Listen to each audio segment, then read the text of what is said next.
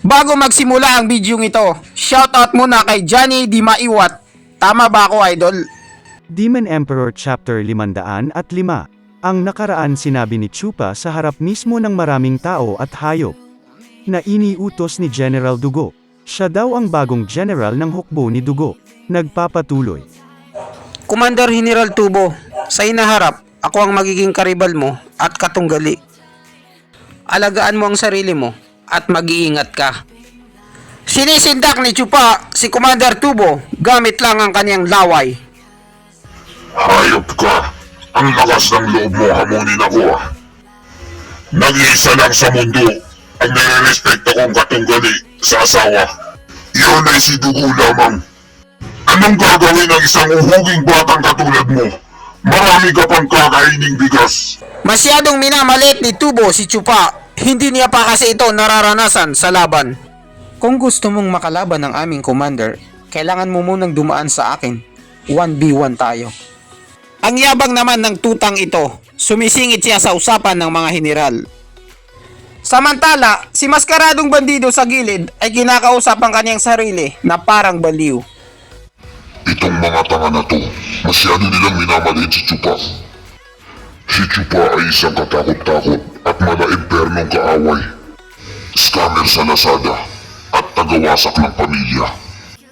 Tapos ituturing niyo na lang siyang bata, baby. Hindi niyo alam, ang kaharap niyo ngayon ay mas masahol pa kay Dugo Santian. Mas malakas, mas mapanganib, mas malaki, mas mahaba, mas matigas. Commander Tubo, hindi naman tayo nagmamadali kung kaya ba kitang tapatan o hindi. Ang totoong tanong dito ay kung may ibubuga ba kayo laban sa akin. Nagsimula nang magpatunog ng buto sa kamay si Batang Makulit.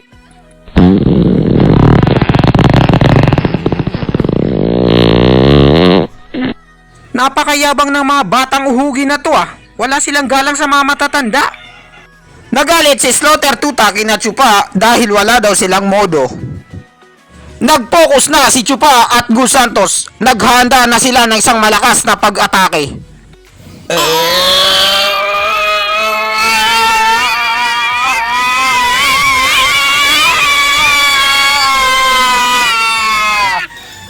Nagpapakawala silang dalawa ng isang malakas na aura ng kapangyarihan. Nararamdaman na ito ng hukbo ni Natubo na parang isang bagyo na signal number 3. Lumayas kayo sa aming lupain. Parang naintindihan ng mga alagang hayop ang sinabi ni Nachupa, kaya nanginginig na sila sa takot. Nagwawalwal na yung mga hayop at nagkaroon ng stampede.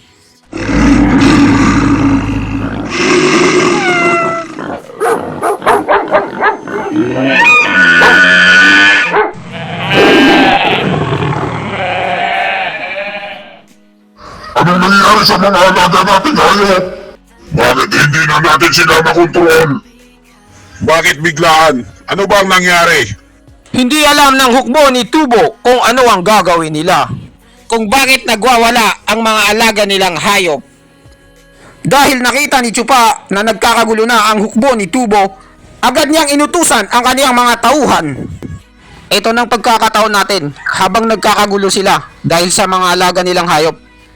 Buhatin niyo na yung katawan ni Dugo. Kailangan na natin kumawala sa kanila.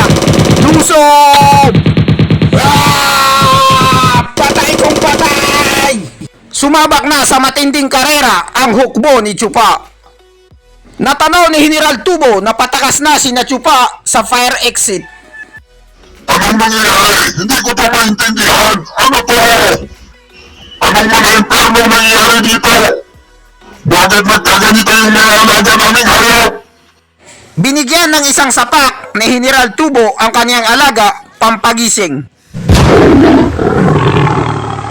Commander Tubo, sila ang may kagagawan. Sila dapat ang sisihin mo. Huwag ang mga hayop na walang laban. Ano? Ano pinagsasali mo? Loko-loko ka? Nagsimula nang magturo si maskaradong bandido dahil naawa siya sa mga hayop na walang kasalanan. Patayin mo silang dalawa at ang mga hayop ay kakalma na. Gusto talagang ipapatay ni Maskaradong Bandido si Chupa at Gus Santos. Pagkarinig ni General Tubo sa sinabi ni Maskaradong Bandido, agad-agad niyang inutusan si Slaughter Tuta. Slaughter Tuta, isama mo ang mga tauhan mo at kunin yung dalawa na yan. Opo, General. Ako nang bahala sa lahat. Ayun na nga, atakihin na nila sina Chupa at Gus Santos. Mga bata, gawin na natin ang pormahang malupit. Sabay-sabay silang umatake ng patusok na may kasamang hangin na signal number 2. Naging isa itong higanting ulo ng sibat, nawawasak lahat ng madaanan.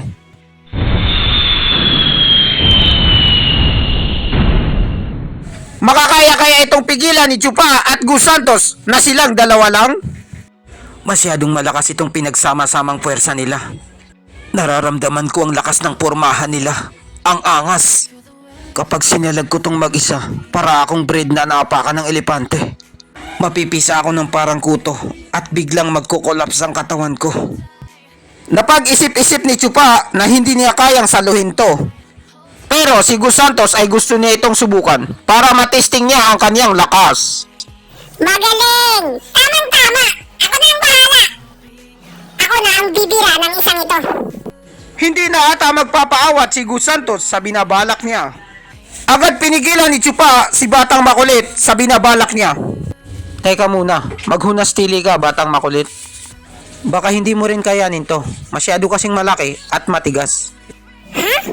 Ano? Dahil ang laban ay hindi lang nababase sa solo rank, mayroon ding 5 man. Ang ibig kong sabihin, pwede tayong lumaban sa maramihan, laban sa maramihan. Sa laban, hindi lang puro tapang ang ginagamit, dapat may utak din. Kung gaano kalakas ang pormahan nila, ganun din kalaki ang kahinaan nito. Kahit malaki pa ito, kitang-kita sa kanilang galaw ang kahinaan. Ha ha ha ha ha ha ha ha ha ha.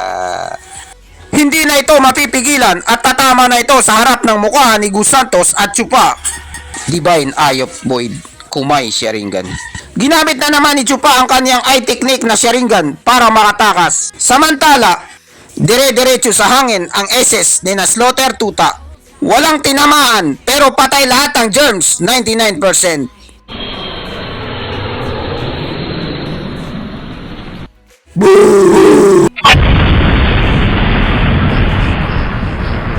Sa lakas ng pagsabog, ubos pati pantubos. Tuwang-tuwa si Slaughter Tuta kahit pagod dahil sa paggamit niya ng SS sa hangin. Sigurado akong wala nang natira kay Chupa, pati kaluluwa at abo. Sa wakas, makaka-relax din. Pagtingin niya sa likod ay nabigla siya para siyang nakakita ng multo. General! Sa bilis ng mga pangyayari, bigla na lang napunta si Chupa at Gus Santos sa likod ng General. At nakapatong pa si Chupa sa balikat ni General Tubo. Wala na silang magawa dahil nabihag na ni Chupa si General Tubo sa liig. Nakatingin na lang ang mga tuta dahil nakasalalay sa kamay ni Chupa ang buhay ng kanilang General. Tangina, paano siya napunta dun? Oops, walang kikilos ng masama. Huwag kayong gagalaw. Diyan lang kayo sa kinatatayuan nyo. Ngayong hawak na ni Chupa ang alas, ano na kayang gagawin ng hukbo ni Tubo? Commander General Tubo, ngayon, hawak ko na ang buhay mo. Kahit anong gusto kong gawin sa'yo, magagawa ko. Halikan mo ang aking mga paa, kiss my foot. Ang magiging kapalaran mo ay hawak ko sa aking mga kamay. Sabihin mo sa akin, ako bilang isang bagong General, karapat dapat na ba akong makuha ang atensyon mo bilang karibal sa asawa? Oo, inaamin ko na, mali ako. Kayong mga bata ngayon, nalagpasan niyo na kami mga matatanda. Sa buong buhay ko, hindi pa ako natatalo. Alam mo ba yun? Pero sa unang duelo pa lang natin, nahulog na ang puso ko sa'yo. Hawak mo na sa mga kamay mo ang buhay ko. Si Dugo Santian ay makakatulog na mahimbing. Dahil alam niya na nasa mabuting kamay ang kanyang hukbo. Inamin na ni General Tubo na may gusto siya kay Chupa. Ha. Masyado naman akong natouch sa pinagsasabi mo. Narinig ko nga pala sa mga marites dyan sa tabi-tabi.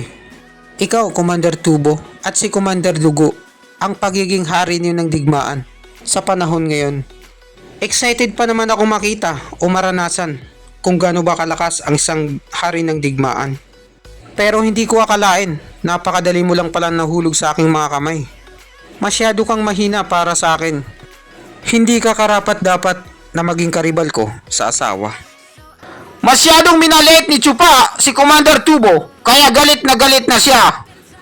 Lumalabas na ang mga ugat sa mukha niya at mga wrinkles. Hindi na kayang takpan ng foundation. Matatay na siya dahil sa galit kay Chupa. Anong sinabi mo? Walang hiya ka! Nabigla si Chupa dahil nagawa pang sumagot at magmura ni Commander Tubo. Ops, huwag kang masyadong nagkikilos. Baka maging dalawang parte ang katawan mo. Winarningan siya ni Chupa na umayos ng salita. Idinikit niya pa ng husto ang kanyang sandata na sibat na may palakol sa leeg ni Commander Tubo. Bastos na Julugs ka. Ang isang sundalo ay mas pipili niya pang mamatay kaysa sa kahiyan. Hindi ka ba tinuruan ng magulang mo? Si Dugo, paano ang magandang asal? Ha ha ha ha ha. For your information, sa una pa lang, hindi ako tinuruan ni Dugo. Hindi ko siya teacher. At may isang pagkakataon na gusto niya akong maging katrabaho. Kaso, hindi kami nagkasundo. Magkaiba kasi ang layunin namin sa buhay.